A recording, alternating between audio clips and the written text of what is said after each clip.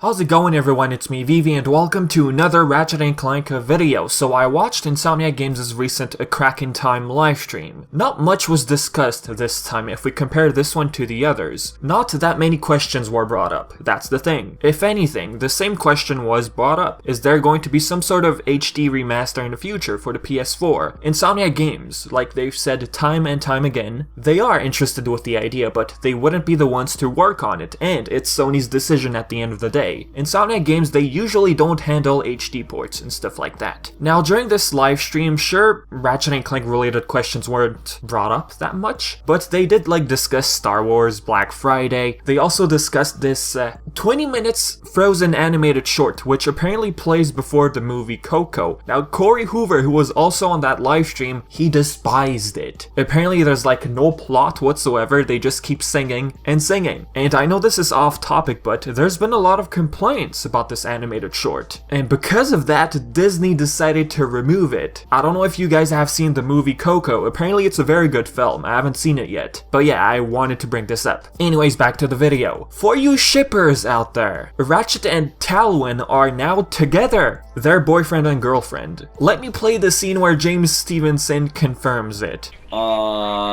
Networker M, on the subject of Nexus, Insomniac's Twitter has previously said Ratchet and Talwyn are together. Any comment? Yeah, they're boyfriend and girlfriend. Can you say that again in non-geek speak? Confirmed. Why, you got a problem with interspecies relationships?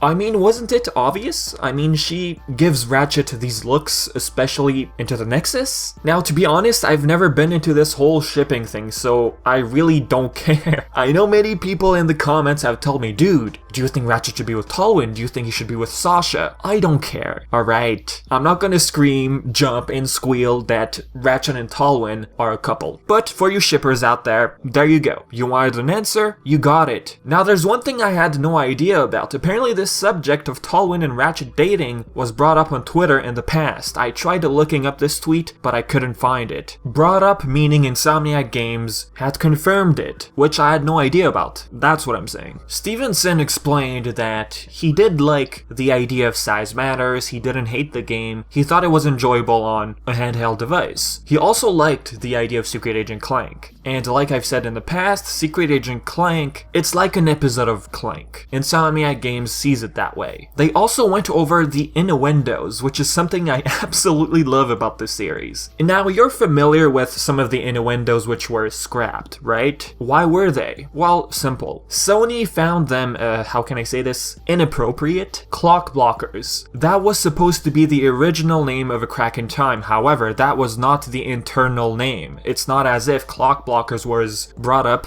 in the beginning, during pre-production. But as for All For One, they did have a code name, / internal name, which was Foreplay. Stevenson was like, but hey, Sony, I mean, it's a game with 4 playable characters. Foreplay, what's so wrong with that? Sony thought it wasn't okay. Now in the chat room, Shira Heji, the one who I commissioned the avatar, by the way, check out her work, it is awesome. She asked Insomniac Games about the future of the series. Like, what direction would they take? The one keeping an eye on the chat said the following. I even took a screenshot while I was watching it on my phone. Probably similar to A Crack in Time and the PS4 game, yes. Okay, let me try and break this down. Seeing how they have no idea what to do next, they haven't started anything, they're busy on Spider-Man, right? It makes it seem like they are considering a full-fledged Ratchet and Clank game. We haven't had a full-fledged Ratchet and Clank game in a long time. Full-fledged meaning something like A Crack in Time, of course. Seeing as how they pointed it out, I'm thinking, okay, they're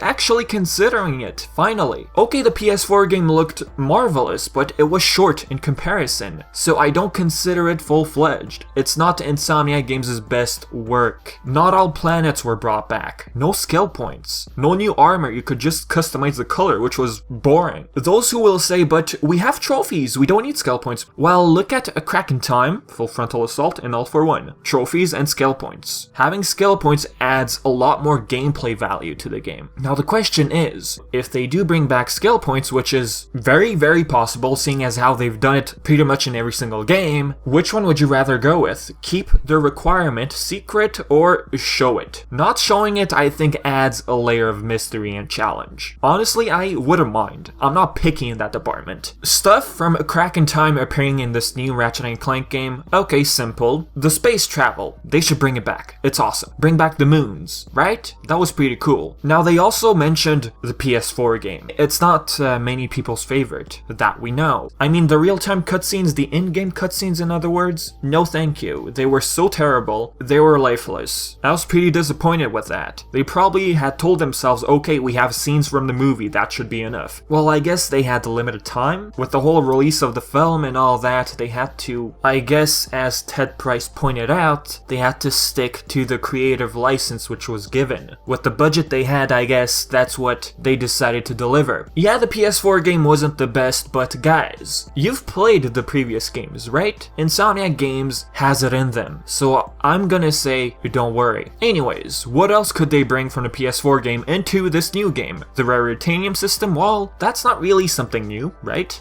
If anything, I think the holo card system could be implemented. Remember, 3 sets of cards would give you a bonus, either 5% more Raritanium, bolts, more drop rate of the cards. For the weapons, to unlock the Omega versions, you had to unlock, you know, a set of cards. And of course, your weapon had to reach V5, don't forget. And you would unlock these Omega weapons while purchase them in challenge mode. As for the wrench, you also had another bonus, 2 times the damage. Same thing, same mechanic, find 3 cards, and there you go. Now, if you remember, these holo cards were either dropped by enemies or hidden in some secret areas. I could imagine them hiding some holo cards on small moons. I mean, if they're mixing the PS4 game with the Crack in Time, I could imagine something like that. Now, someone in the comments, I don't remember, was it on Twitter, they said, dude, the longer they work on the next Ratchet and Clank game, the more it will cost. Well, here's how it works. Sure, they could spend maybe 2 years on a game, but that doesn't mean it's gonna cost a lot more. And why? Because maybe the team could also be working on another project at the same time. If they do spend 2 years on this one game, we should be expecting a lot more content. So therefore, yes, there's going to be more content and it's going to cost a lot more. I remember paying full price for a Crack in Time. PS3 games back then, they used to cost around $60 for a brand new game. As for PS4 games, they go up to $90 Canadian. If ever the next Ratchet and Clank game costs around $90 Canadian, I would get it, alright? I'm pretty much a fanboy, you've noticed, right? But I'm actually curious, would you be willing to pay that high of a price when it comes to Ratchet and Clank, knowing that it's a full-fledged game? I mean, the PS4 game, it was short, it cost $40, right? But then again, making it more expensive, that's gonna affect sales. $40, it's affordable, alright, I'll pick it up. As for more than $60, well, you never know. Look at the PS3 games before. Look at their prices when they were first released. And also, Stevenson explained that the Future Saga in Australia, you find them at $50. $50 for PlayStation 3 games. Anyways, I'm gonna end the video. All I want to say is, if the next Ratchet and Clank game does cost, let's say, more than the PS4 game, the only way they could sell is, of course, promotion. Promote the heck out of the game, you are going to get sales. But yeah, that's about it for this video, so as usual, if you have any sorts of questions, leave everything in the comment section below. And as always, I've been Vivi, and thank you so much for watching.